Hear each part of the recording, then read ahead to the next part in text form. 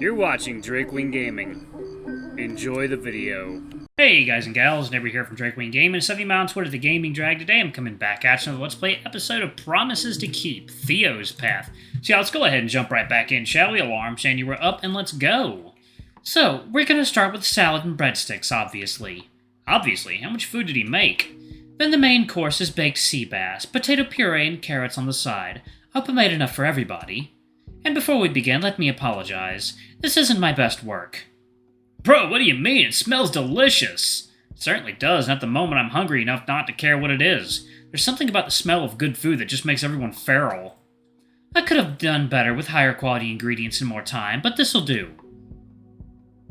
Artemis, I'm sure it's delicious, and regardless, we're all grateful for it. Theo's reply is reassuringly warm, voicing the group's opinion at large. Well, I warned you. Here, line up with plates and I'll serve. Plate by plate, Artemis creates gorgeous-looking dishes for everyone, and before long, all 6 of us are sitting around the kitchen table digging in. Everything was spectacular, of course. Sometimes it really feels like the quality of the food is directly proportional to how much the chef complains about it. Artemis, this is delicious! It's decent, but I'll do better tomorrow night.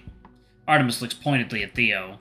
You'll let me cook tomorrow night too, right?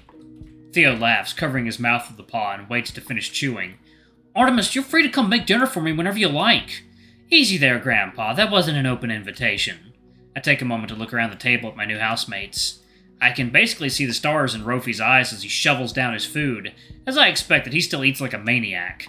Hunter, however, is giving him a serious run for his money. The two of them create an honestly hilarious tableau, both so intense and focused on their dinner. I can't help but giggle a bit, watching them eat. Hunter looks up from his plate for a second. Hey, what are you laughing at, Leo? Nothing, it's just fun to watch you two eat. Agreed. You haven't gotten anywhere to be, you know. Take your time, savor it. Rofi and Hunter shake their heads in unison and return to their serious work. Looking over at Ollie, I can see that he's also enamored, but in a different way. The dino's eyes are soft and thoughtful, his lip curled into a slight smile as he takes small, deliberate bites. I know his expression well. If he were a cat, he'd be purring loudly right now. I get it. At the moment, I'm struggling to hold back my own purrs. Despite his cool veneer, Artemis's eyes are flicking around the table, clearly gauging everyone's reactions to the food. Theo seems ecstatic, but in his usual quiet way. I know he's enjoying the food, but from the way he looks around the table, it seems he's enjoying the company more. I think back to that moment on the stairs, the look in his eyes, the hitch in his voice. The dinner progresses with little talking, all of us firmly occupied with our plates. As things start to wind down, Artemis sets down his fork and stands. You all better have room for dessert. I didn't slave away over a hot stove from my work to go unappreciated. Dessert? I have never seen anyone so excited in my life. Artemis gets up and makes his way to the oven. He swings the door open carefully, and we're all greeted by the warm sense of cinnamon vanilla. I can practically feel the table vibrate with anticipation as Artemis extracts the dish and brings it to us.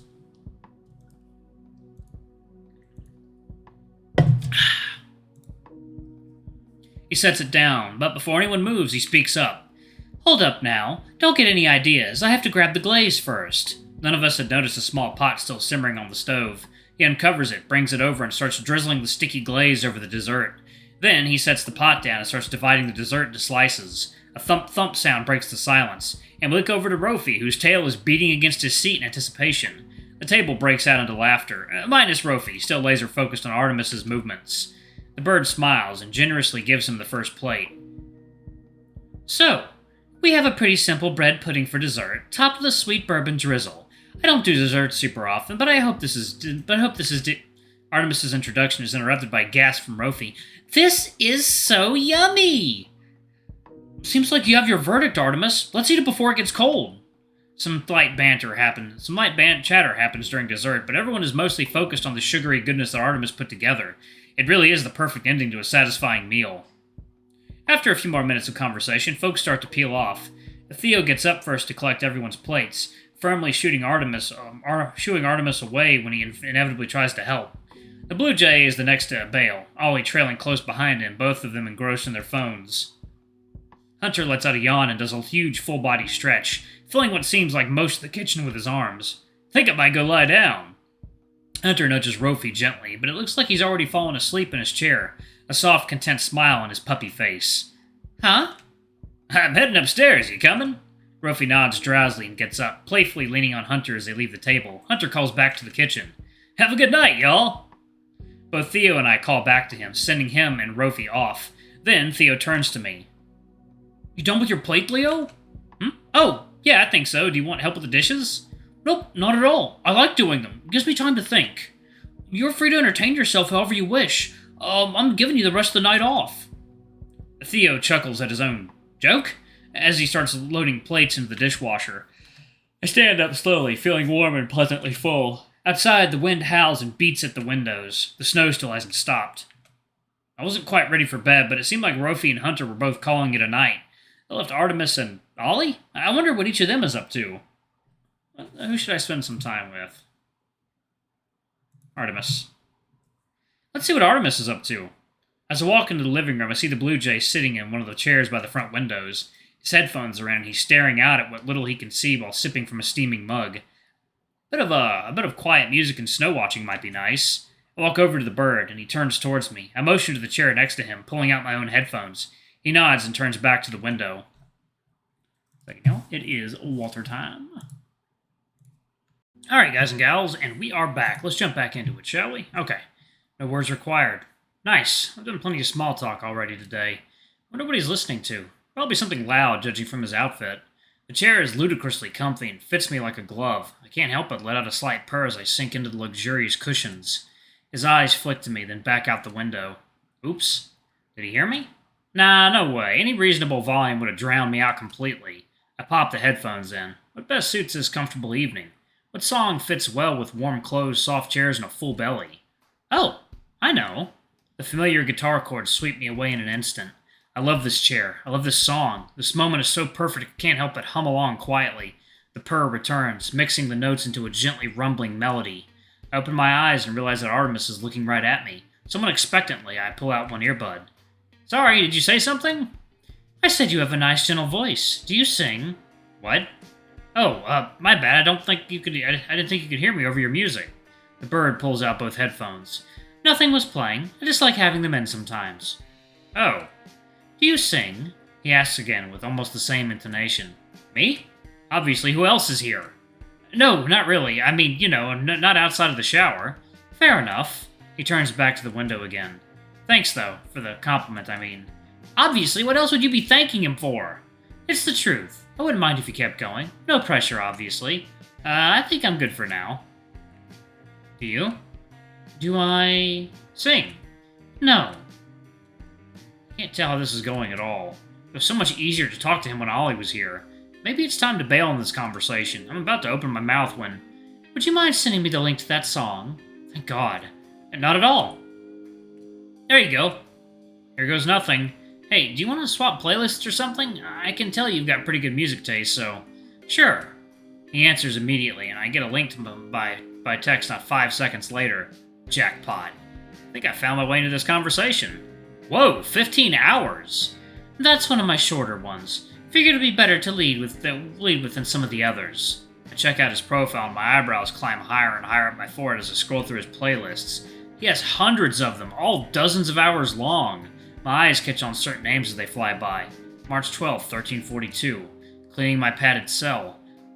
Awful Virtues. Supreme International 21st Century Neck Injury Megamix 4. How do you keep track of all these? He shrugs. I don't, mostly. I haven't listened to some of them in years. I just keep making new ones because it's fun and I enjoy it. There's probably some repeat songs on some of them, but whatever.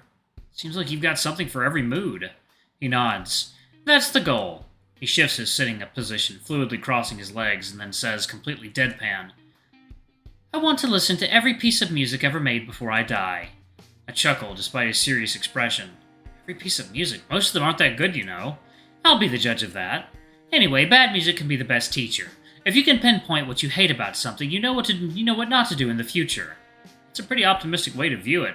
Mine shifts back to a concert I went to with a friend in college.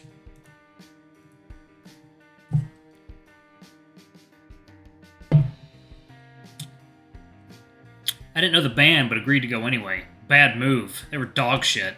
I spent the whole night drinking in a corner of the bar, thoroughly miserable but not wanting to ditch my friend. Guess he's more forgiving when it comes to music. Not that you could tell by the way he looks. Not to stereotype, but he doesn't dress like someone who would listen to country or classical. So, sounds like you write music yourself? On top of being a chef, too. Artemis rolls his eyes and nods once. I do a bit of everything. Master of none, though. Probably would be better off if I stuck with just one interest. It's so cool, though. I want to hear more. What kind of music do you write normally? Have you gotten any of it published yet? Like I said, a bit of everything, and no, not in the way that makes me money. Not that that's the most important thing. But anyway, you still owe me a playlist. I know a conversation changed when I see one. Guess he doesn't really want to talk shop with me just yet. Oops, what kind do you want? I start scrolling through mine. Shit, none of my names are as creative as his. Something that gives me a good idea of your taste overall. It's okay if it's not mood consistent. Okay, maybe I'll put 2 or 3 of them together then. As long as you don't judge too harshly. He shrugs and smiles at me. My first Artemis smile directed only at me. Sardonic, sure. Teasing? Yes. Handsome? Absolutely. No promises. At that moment, both of our phones buzz. It's Hunter in the group chat. Looks like a GIF. I regret giving him my number. I laugh, thinking of Hunter sprawled out on the floor, scrolling through GIFs to send. He's not so bad. He's fine. He speaks curtly, but without malice. Our phones buzz again. This time it's Rofi with another GIF. I consider muting the chat. I'm considering muting the chat. My thoughts exactly. Might get us in trouble later, though. I suppose we'll suffer through, won't we? All things considered. He looks out the pitch-black window. It could be much worse. Definitely. I think about my cancelled flight and shiver slightly. I was supposed to leave town today. I had planned to be at the airport by 9 a.m. Artemis turns back towards me, hints of sympathy showing on his stoic face. Oh, I'm sorry to hear that. It's fine. When I think about being snowed in at the airport for God knows how long, I shake my head as if to dislodge the thought. I'm happy to be here. Really. That gets another smile out of him, much warmer and gentler than before. I am as well. Theo's a great guy, and he has a lovely home. And it comes with a talented bird chef. This time I am rewarded with a quiet chuckle. Slowly but surely I'm chipping away at that impassive demeanor of his. Well, thank you, Leo. His phone buzzes again, this time accompanied by a short jingle. I watch his face soften even more as he unlocks it. Honestly, he's in the same house as me, but still insists on texting. I hazard an obvious guess. Ollie? The bird nods and begins typing out a response. By the way, thanks for backing me up earlier, when Ollie was being anxious about his nickname. Oh, sure. I mean, I was just being honest. I really don't think he has to worry about Theo being judgmental, though. I guess I understand his reasoning. Artemis shakes his head. It's this new fixation of his. Honestly, I don't know why. He's always gone by Ollie and never had any problems with it until recently. Not sure what's changed. Though he does his best to hide it, his worry is palpable. So you've known each other for a while, then? Not as long as you and Rofi. It's been about 4 years, I think. How did you two meet, if you don't mind my asking? He shakes his head a bit dismissively, eyes glued to the phone screen. Alright, y'all, I'm actually going to pause it right there. Thank you all so much for watching. Don't forget to like, comment, subscribe, ring that notification bell, and check out our Patreon if you can. It always helps. Before I go, I'm going to have a quick shout out to lovely bronze tier patrons. Thank you all if I do for the channel. We greatly appreciate your support. Thank you to our silver tier patron, Cade Silver, and thank you above and beyond. It's greatly appreciated. Anyway, if y'all want to get your names in the credits, get access to all of our Safe for Work contents as little as $5. Alrighty, and if y'all don't want to donate to our Patreon, you can donate using Super Thanks on YouTube. Anyway, I love you all, and I'll see y'all in the next video. Bye-bye!